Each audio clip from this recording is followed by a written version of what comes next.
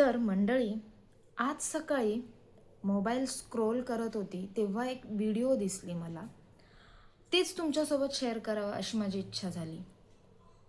तर बघा ना, आपल्या महाराष्ट्रात कितीतरी शेतकरी आत्महत्या करत असतात. पुढे या मुलांचं काय? त्यांच्या मुलांच्या भविष्याचं काय? त्यांच्या मुलांच्या एज्युकेशनचं काय? हा विचार अशोक देशपांडे या सरांच्या मनात आला आणि ह्यातूनच मग स्नेहवन या आश्रमशाळेची निर्मिती झाली. आळंदीपासून थोड्याच पुढच्या अंतरावर स्नेहवन म्हणून ही आश्रमशाळा आहे. तर त्या व्हिडिओमध्ये मी बघितलं की अशोक सर ह्यांनी 2015मध्ये स्वतःचं IT क्षेत्रातलं जे जॉब आहे ते सोडलं आणि आपलं संपूर्ण जीवन या शेतकऱ्यांच्या मुलांसाठी त्यांनी अर्पित केलेलं आहे.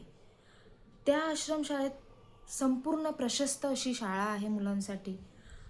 प्रयोगशाळा आहेत, तिथे वाचनालयं आहेत, अनेक प्रकारची आधुनिक संसाधने आहेत.